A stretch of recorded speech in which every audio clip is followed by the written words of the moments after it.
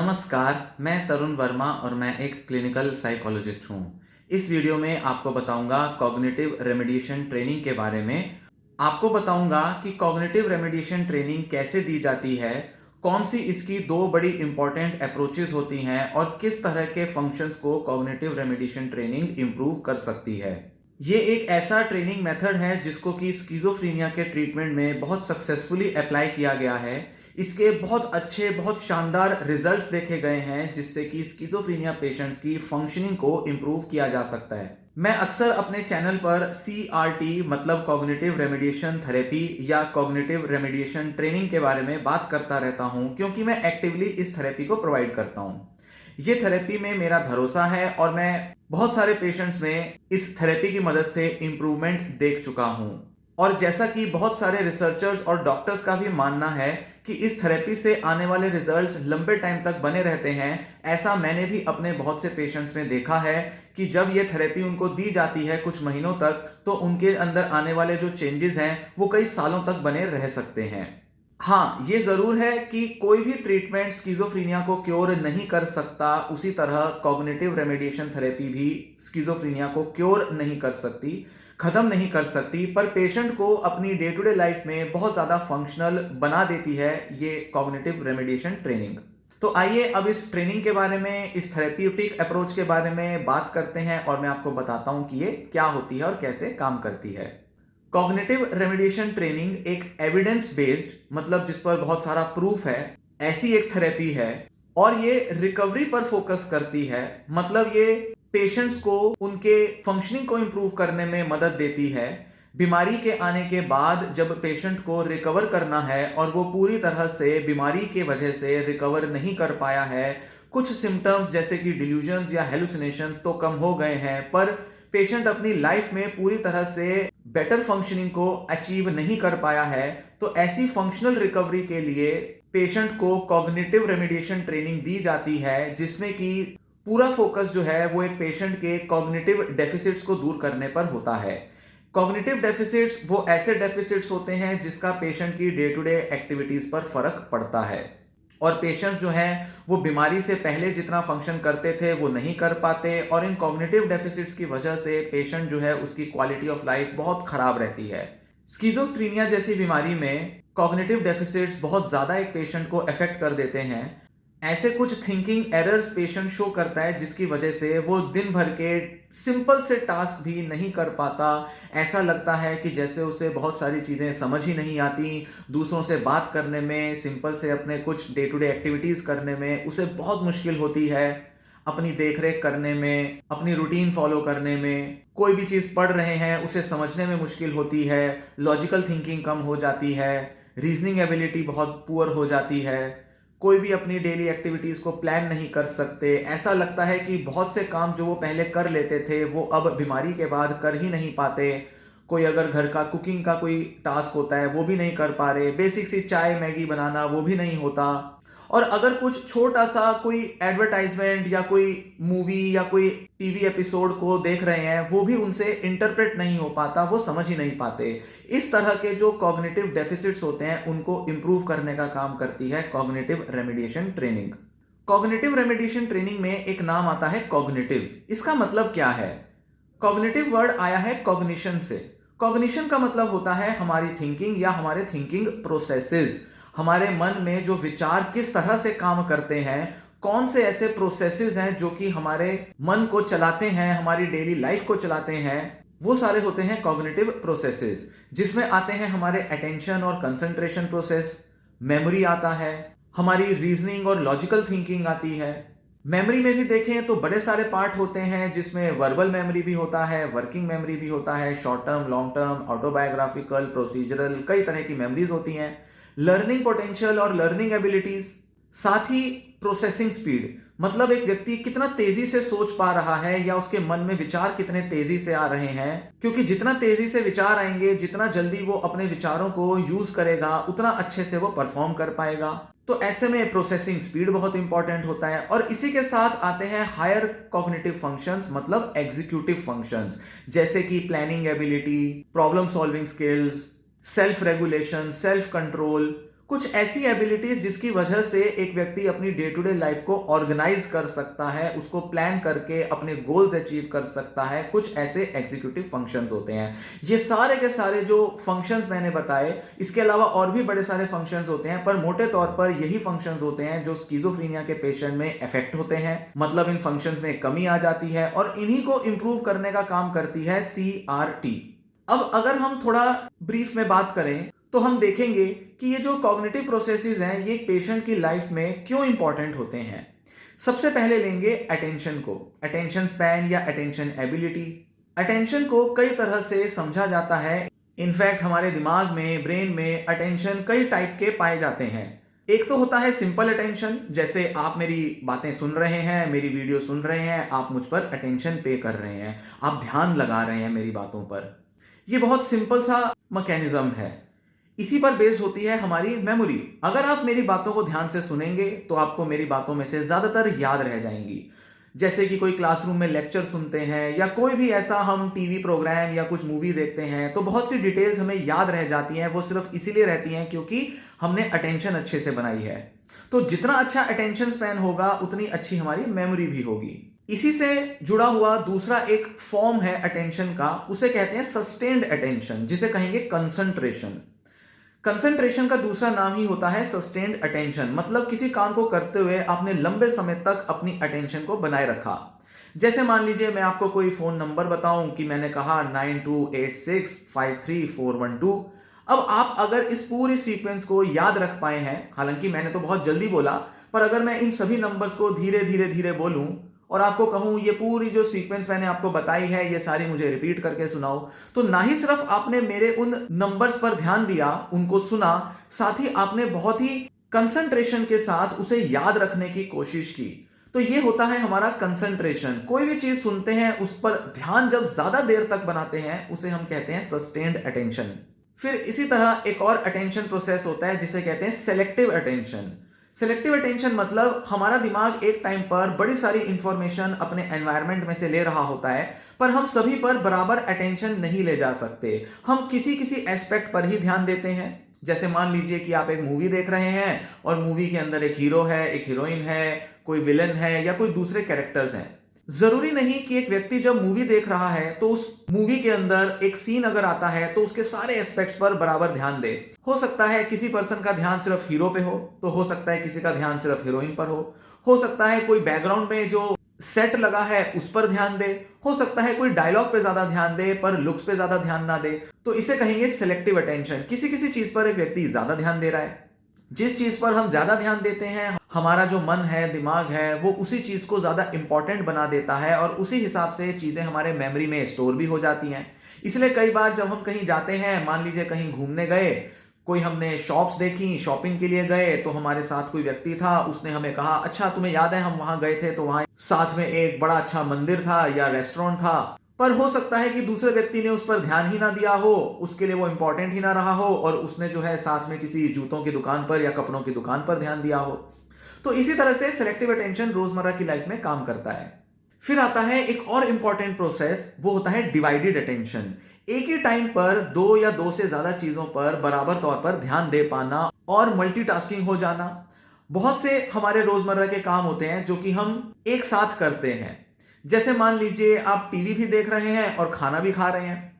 अब एक ही टाइम पर आपका ध्यान आपके उस डिश पर भी जा रहा है कि आप क्या खा रहे हैं, कैसा महसूस कर रहे हैं, कैसा टेस्ट है, खाते समय आपको कैसे चबाना है, पीना है या खाना है या निगलना है या चबाना है, इन सब पर भी आपका ध्यान है। और साथ साथ आप मूवी के डायलॉग भी सुन रहे हैं, मूवी के अंदर क्या चल रहा है वो भी सुन रहे हैं। तो मतलब हमारा जो ध्यान है वो एक ही टाइम पर दो जगह बटा हुआ है, तो इसे कहेंगे डिवाइडेड अटेंशन। और मल्टीटास्किंग होने में डिवाइडेड अटेंशन की जरूरत होती है। और अगर डिवाइडेड अटेंशन प्रोसेस हमारे वीक हो तो ऐसे में हम दो या दो से ज्यादा चीजों पर एक ही टाइम पर ध्यान नहीं दे पाते। वैसे तो डिवाइडेड अटेंशन को हम एक अच्छा एबिलिटी मानते हैं, पर बहुत ज्यादा मल्टीटास्किंग होना, बहुत ज्यादा अटेंशन का डिवाइडेड रहना, ये भी अच्छा नहीं होता क्योंकि ये हमारे को बहुत विचलित कर देता है, एंग्शियस बना सकता है और हमारे अंदर अपने ऊपर डाउट ला सकता है कि शायद हमारी अटेंशन अच्छी नहीं है या मेमोरी अच्छी नहीं है। क्योंकि जितनी ज्यादा डिवाइडेड होगी अटेंशन उतना ज्यादा हमारा ध्यान बटा रहेगा, मतलब हमें चीजें याद नहीं रहेंगी। अब ये जो सारे अटेंशन प्रोसेस होते हैं, चाहे सेलेक्टिव अटेंशन हो, चाहे सस्टेन्ड अटेंशन हो या डिवाइडेड अटेंशन हो, ये सारे एप्रोप्रिएटली काम करने ज़रूरी हैं जिससे कि हमारा दिमाग, हमारा मन रोज़मर्रा के जीवन में अच्छे से काम कर पाए। हम बहुत सारे अपने काम सक्सेसफुली पूरे कर पाएँ। पर अगर कहीं भी अगर प्रॉब्लम होगी तो एक व्यक्ति की फंक्शनिंग पर इफ़ेक्ट पड़ेगा। हो सकता है डिवाइडेड अटेंशन प्रॉपर ना हो, एक व्यक्ति एक ही जगह पर ध्यान दे रहा है, दूसरी जगह शिफ्ट ही नहीं कर पा रहा, तो अक्सर वो पाया जाएगा कि वो अपने काम करने में बहुत स्लो है। वो एक ही चीज़ से ऑक्यूपाइड हो जाता है, दूसरी चीज़ पर ध्यान ही नहीं दे पाता। सस्टेन्ड अटेंशन नहीं है, कंसंट्रेशन नहीं बन रही। भाई लेक्चर सुन रहे हैं, सुन तो लिया कि वो क्या बोल रहे हैं, पर सारी चीज़ हमने याद ही नहीं रख पाए। क्यों? हमारा लंबे टाइम तक पूरा ध्यान बना ही नहीं रहा, हम डे ड्रीमिंग में चले गए, हमारा ध्यान कहीं भटक गया। तो इसीलिए ये सारे प्रोसेस ज़रूरी होते हैं और स्किज़ोफ्रेनिया के पेशेंट्स में करीब-करीब सभी अटेंशन प्रोसेसेस में कोई ना कोई डेफ़िसिट पाया जाता है। हालाँकि हम ये नहीं कहेंगे, मैं फिर से कहूँगा और ये मेरे वीडियो के अंदर हर पार्ट पर, हर एस्पेक्ट पर ये थॉट एप्लीकेबल है कि सभी पेशेंट्स के साथ एक ही तरह के डेफिसिट नहीं आते और एक ही लेवल तक भी डेफिसिट नहीं आते। किसी-किसी पेशेंट में अटेंशन स्पैन अच्छा मिलेगा, पर बाकी के कुछ और फंक्शंस जो मैं आगे डिस्कस करूँगा, उनमें किसी तरह की कमी हो सकती है। तो मोटे तौर पर हम 6-7 ऐसे कॉग्निटिव फंक्शंस देखते हैं, कॉग्निटिव डोमेन्स देखते हैं, जिनमें कि एक व्यक्ति की फंक्शनिंग अच्छी होनी चाहिए ताकि डे टू डे फंक्शनिंग हमारी अच्छी रहे। पर ज़रूरी नहीं कि सारे स्किज़ोफ्रेनिया के जो पेशेंट्स हैं वो बराबर लेवल के डेफिसिट दिखाएंगे या वो इन सभी एरियाज में डेफिसिट दिखाएंगे। किसी में कोई ज़्यादा कमी दिखाएगा तो किसी में कोई कम कमी दिखाएगा और किसी-किसी एरिया में शायद हो सकता है कोई कमी ही ना आए।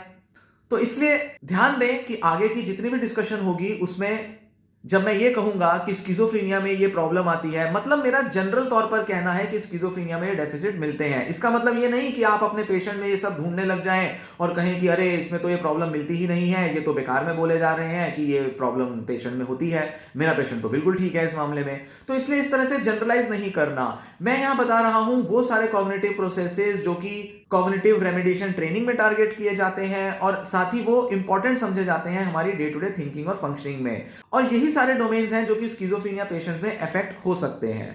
पर सीआरटी जो है वो पेशेंट स्पेसिफिक होती है, मतलब पेशेंट को एसेस करके डॉक्टर पूरी जांच करके कि कौन से फंक्शन ज्यादा अफेक्टेड है और कौन से कम अफेक्टेड हैं, उसी हिसाब से वो ट्रेनिंग प्रोवाइड करते हैं। तो ऐसा नहीं है कि किसी पेशेंट के अंदर अटेंशन स्पैन अच्छा होगा फिर भी उसको अटेंशन की ट्रेनिंग दिए जाएंगे। जरूरी नहीं कि उसको अटेंशन की ट्रेनिंग दी जाए।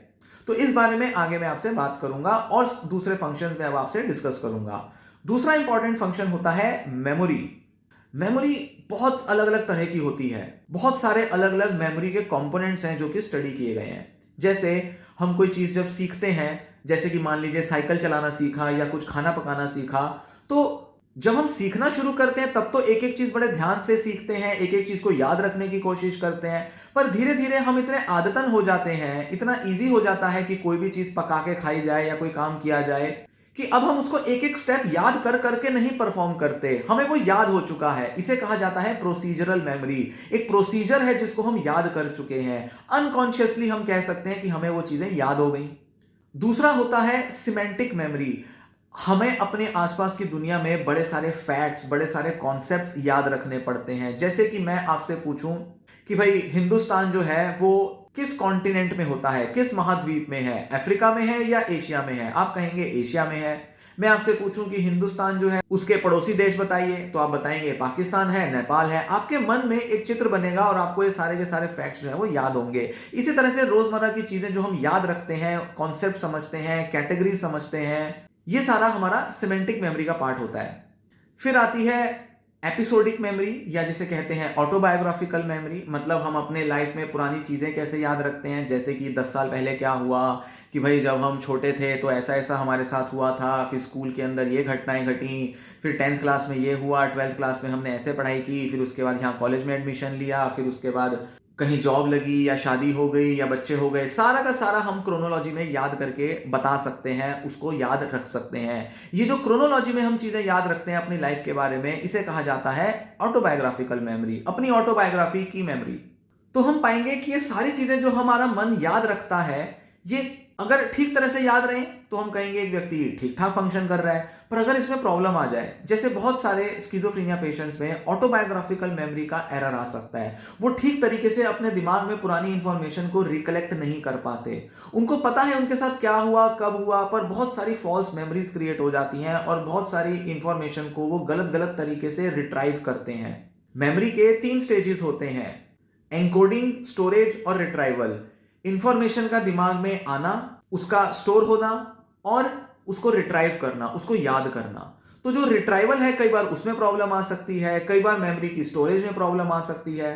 अब स्किज़ोफ्रेनिया में हम पाएंगे कि स्टोरेज ऑफ मेमोरी में तो इतनी प्रॉब्लम स्किज़ोफ्रेनिया से पहले नहीं रही होगी, पर स्किज़ोफ्रेनिया आने के बाद जो पुरानी इंफॉर्मेशन है उसका रिट्राइवल में इशू आ सकता है। और स्किज़ोफ्रेनिया आने के बाद स्टोरेज ऑफ इंफॉर्मेशन में भी प्रॉब्लम आती है। अक्सर लोग बताते हैं कि एक डिसऑर्डर आने के बाद की बहुत सारी इंफॉर्मेशन वो याद नहीं रख पाते, वो बड़ी उड़ती उड़ती चीजें याद रखते हैं या बड़ी ही आधी अधूरी चीजें याद रखते हैं। एक पेशेंट से अगर पूछा जाए कि पिछले साल आप अपने फैमिली के साथ घूमने गए थे तो जरा बताइए कहाँ गए थे, वो बड़ी टूटी टूटी इंफॉर्मेशन देगा, डिटेल नहीं देगा और ऐसा लगेगा कि जैसे वो 2-3 अपनी अलग अलग ट्रिप्स जो हैं उनको सबको मिलाकर कोई इंफॉर्मेशन देने की कोशिश करेगा। वो नहीं जानता एग्जैक्टली कि वो कौन कौन सी जगहों पर कब कब गया है। वो ऑटोबायोग्राफिकल मेमोरी को एक क्रोनोलॉजिकल मैनर में रिकॉल नहीं कर पाएगा। तो रिकॉल में, रिट्राइवल में बहुत दिक्कतें आ सकती हैं उन पेशेंट्स में जिनको कि क्रोनिक स्किज़ोफ्रेनिया है या जिनमें कॉग्निटिव डेफिसिट्स बहुत ज्यादा हैं। या तो कई सारी इंफॉर्मेशन स्टोर ही नहीं हो रही, या अगर स्टोर भी हो रही है तो उसको रिट्राइव करना पेशेंट के लिए बहुत मुश्किल हो जाता है। इसी के साथ एक और इंपॉर्टेंट कंपोनेंट होता है मेमोरी का, जिसे कहते हैं वर्किंग मेमोरी। वर्किंग मेमोरी का मतलब है कोई भी चीज करते वक्त हमारा दिमाग टेम्परेरी बेसिस पर कुछ इंफॉर्मेशन स्टोर करता है, जिसे हम कह सकते हैं एक शॉर्ट टर्म मेमोरी स्टोर करता है। जैसे मान लीजिए आप शाम में मेरी वीडियो सुन रहे हैं, तो सुबह से शाम तक आपने क्या क्या किया आप एक क्रोनोलॉजिकल ऑर्डर में सब बता सकते हैं। आप कह सकते हैं कि सुबह हम इतने बजे उठे, उसके बाद हमने नाश्ता किया, फ्रेश हुए, उसके बाद हम वहां वहां घूमने गए या हमने ये काम किया, और शाम तक पूरा आप डिस्क्राइब कर सकते हो। ये जो इंफॉर्मेशन है ये 1 या 2 दिन तक ही आपके दिमाग में स्टोर रहेगी। उसके बाद इस इंफॉर्मेशन की ना कोई जरूरत है और आप ज्यादातर चीजें इसमें भूल जाओगे, अनलेस कि इसमें कुछ सिग्निफिकेंट हो जाए। तो ये जो शॉर्ट टर्म पर्पस पे जो आप मेमोरी को सेव करके रखते हैं, ये होती है वर्किंग मेमोरी, जिसको हम अपने डे टू डे फंक्शनिंग में यूज में लाते हैं।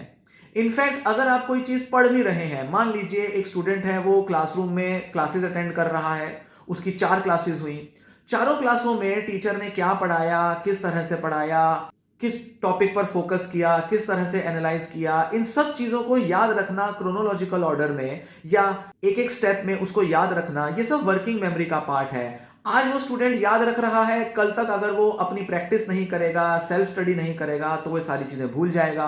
तो आज तक तो उसके लिए ये सब चीजें इंपॉर्टेंट है, पर 1 दिन के बाद, 2 दिन के बाद ये सब चीजें इंपॉर्टेंट नहीं रहेंगी। तो ऐसे में अगर वो मेहनत करके दोबारा से वो सारी चीजें रिकॉल करेगा, घर में जाके पढ़ेगा, तो उसके दिमाग में ये इंफॉर्मेशन जो है वो लॉन्ग टर्म स्टोरेज ले लेगी, मतलब अभी लंबे समय तक स्टोर हो सकती है। पर ये सारी इंफॉर्मेशन रिकॉल करना, इसे हम कहेंगे शॉर्ट टर्म मेमोरी। और जब किसी भी चीज को करते वक्त हमारे लिए कोई इंफॉर्मेशन जरूरी होती है, जैसे क्लासरूम लेक्चर को सुनना, और 1 घंटे का अगर लेक्चर है तो जब शुरू हुआ था टीचर पढ़ाना और लास्ट में जब उसने खत्म किया, तो सारी चीजों को ध्यान में रखना, उसको एक एक पीस जो इंफॉर्मेशन का है उसको स्टोर करने की कोशिश करना, उसकी एक मीनिंग निकालना, ये सारा वर्किंग मेमोरी का पार्ट होता है। तो बहुत से पेशेंट जिनको स्किज़ोफ्रेनिया है, उनकी वर्किंग मेमोरी बहुत खराब हो जाती है।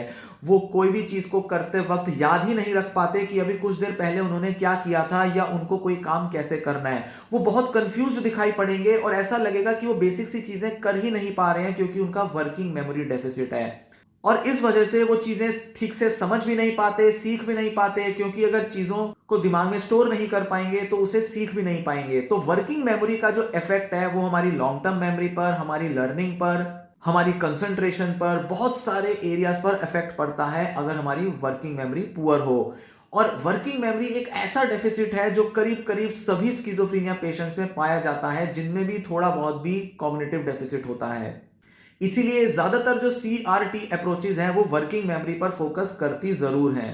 नेक्स्ट इंपॉर्टेंट एक फैक्टर आता है प्रोसेसिंग स्पीड। थोड़ी देर पहले मैंने बताया कि एक व्यक्ति को कोई भी काम करते टाइम उसको अपनी अटेंशन को पूरी तरह से डिवाइड करना आना चाहिए कि एक काम करते वक्त वो कौन सी दो तीन चीजें दिमाग में रख रहा है, किन किन चीजों पर ध्यान दे रहा है, उसके दिमाग में होना चाहिए। जैसे क्लासरूम में टीचर का एक लेक्चर सुन रहा है स्टूडेंट, तो सुनता भी जाए और लिखता भी जाए, सुनता भी जाए लिखता भी जाए।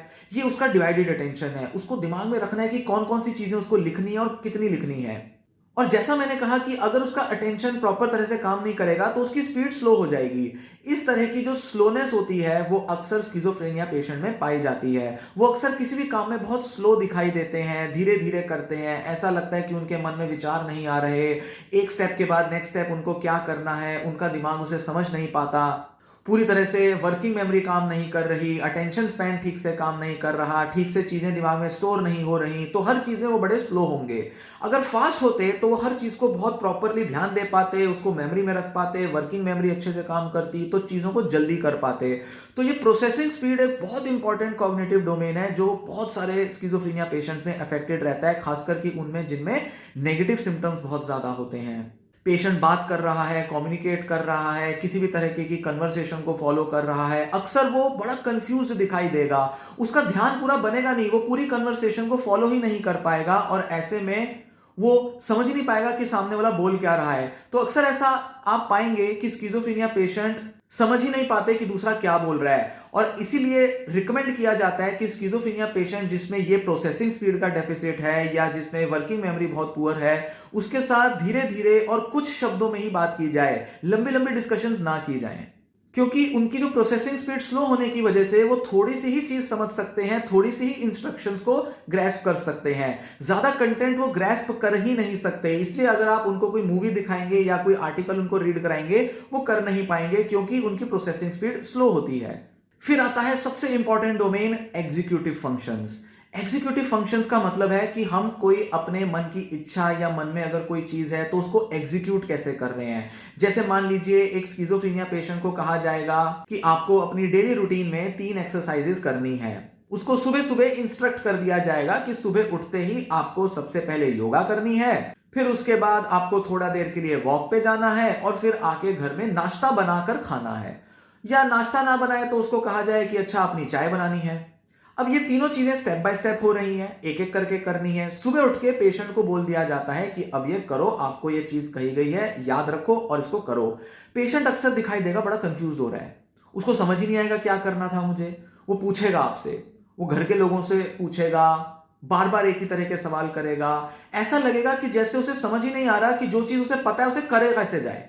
उसको पता है उसने कल क्या योगा एक्सरसाइज की थी, पता है कि उसके योगा थेरेपिस्ट या घर के लोगों ने उसको क्या सिखाया है या टीवी में उसने क्या देखकर सीखा है, पर वो उसे कर नहीं पा रहा। जब खुद करने की बात आती है, ये होता है एग्जीक्यूटिव डेफिसिट। पेशेंट प्लान नहीं कर पा रहा, एग्जीक्यूट नहीं कर पा रहा, वो समझ ही नहीं पा रहा कि उसको योगा में करना क्या है, किस लिए करना है, कितना करना है, एक्सरसाइज में उसने क्या सीखा था वो उसको याद भी नहीं कर पा रहा।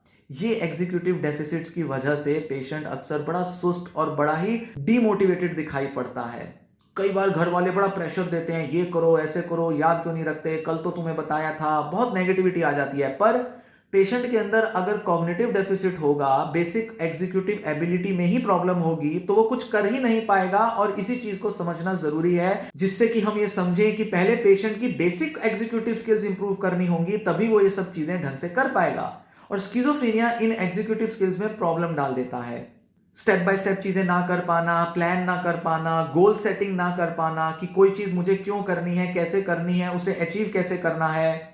ऑर्गेनाइज नहीं कर पाता अपने को, मतलब अपनी डेली रूटीन ऑर्गेनाइज नहीं कर पाता, अपने बेसिक से सेल्फ केयर के टास्क भी ऑर्गेनाइज नहीं कर पाता, कोई चीज सीखनी हो, लर्न करनी हो वो नहीं कर पाता, और साथ ही अपनी कोई बेसिक सी प्रॉब्लम्स भी सॉल्व नहीं कर पाता। अगर बाजार में उसको कोई चीज खरीदने के लिए भेज दिया जाए तो शायद हो सकता है वो बड़े बच्चे की तरह बस जाए और किसी दुकान पे कोई चीज मिली तो ठीक, नहीं मिली तो घर आ जाए। वो शायद समझ ही ना पाए कि मुझे किसी दूसरी दुकान पर चला जाना चाहिए था।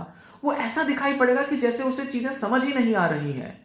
ये सारे जो प्रॉब्लम्स हैं ये कॉग्निटिव डेफिसिट्स होते हैं, ये सारे कॉग्निटिव सिम्टम्स होते हैं। और इनको अगर अलग से टारगेट करके इनको ठीक नहीं किया जाएगा तो पेशेंट में ज्यादा रिकवरी होगी ही नहीं, देखा ही नहीं जाएगा कि पेशेंट कभी ढंग से रिकवर हुआ है या उसमें कोई इंप्रूवमेंट आ रही है, क्योंकि दवाइयां इन सिम्टम्स पर टारगेट नहीं करती। ना के बराबर ऐसे सिम्टम्स को दवाइयां ठीक कर पाती हैं।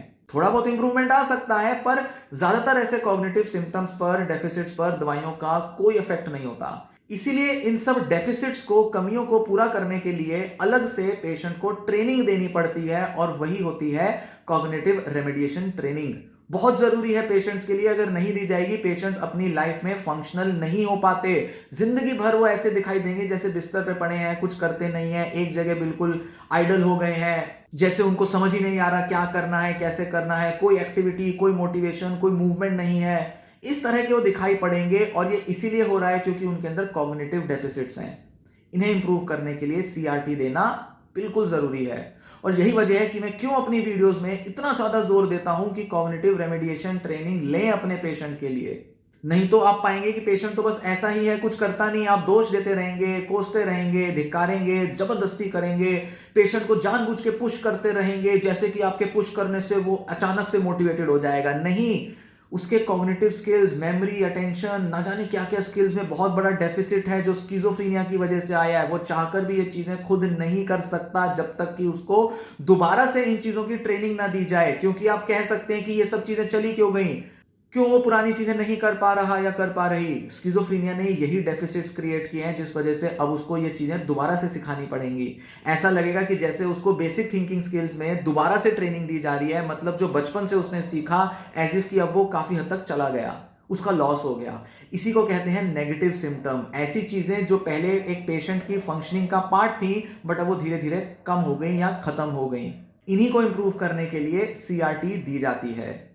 ये वीडियो काफ़ी लंबी होने वाली है, और मैं इसीलिए ये लंबी वीडियो बनाना चाहता हूँ ताकि कॉग्निटिव रेमेडिएशन ट्रेनिंग के बारे में ज़्यादा से ज़्यादा आपको या दूसरे लोगों को बताया जा सके कि वो कैसे लोगों की हेल्प कर सकती है।